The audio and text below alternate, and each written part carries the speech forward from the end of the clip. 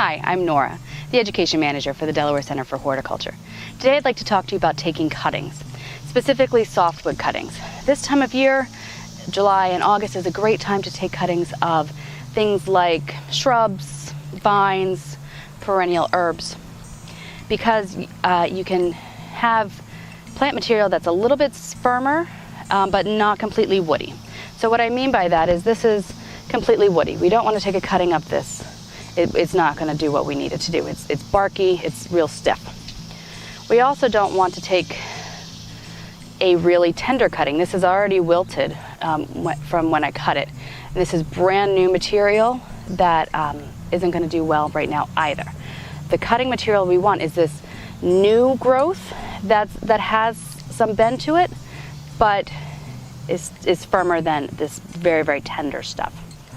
So this particular plant is a honeysuckle. It's a coral honeysuckle. It's a lovely native. It's a great pollinator plant. Mine is always covered in hummingbirds. So to do this, we're going to cut a few pieces.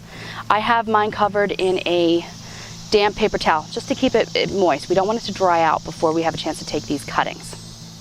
You're going to need some rooting hormone and something to cut with, a pot of some sort with some damp potting soil. You can use a single pot. I prefer a single pot and crowd my cuttings together to keep them a little bit more humid, but you could also use a market pack and put one cutting into each cell.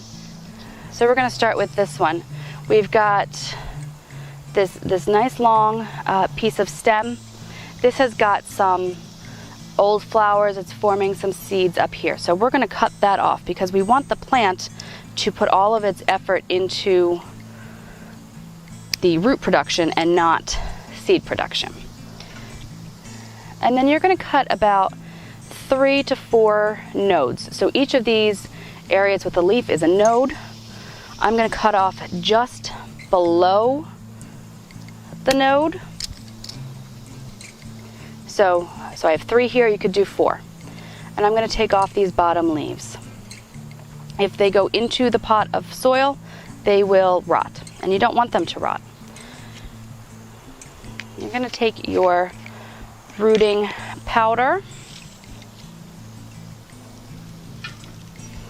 This is a synthetic hormone that will help the plant root.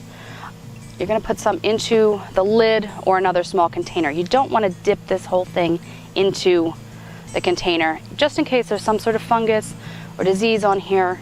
You don't want it spreading through there. So I'm going to take my cutting, dipping the end, dipping the cut area where I cut the leaf off into the hormone, and I'm going to take a pencil. You could use a skewer, a chopstick, a knitting needle, and you're going to make a little hole. The reason for doing this is we don't want to slide this cutting into the soil and wipe off all of that rooting hormone. So that'll keep the rooting hormone in place. Place it in, firm it gently down. I would fill this pot with probably 4 or 5 more cuttings. When I'm finished, I've already done this part, but I would add sticks and a bag. The purpose of this is to keep it humid, make it its own little greenhouse, reduce the amount of water that the plant is losing through its leaves. The professionals have these entire chambers that they use for this, but you can do this very easily at home. The reason you want to do this is if you want more plants, for starters. And even if you don't need more plants, sometimes propagating gives you a nice means for gifts, and also is good for swapping. The internet is full of plant swap groups, so if you have a great plant that you want to share, you can get something cool in return. If you have any questions, please let us know. Thanks for watching.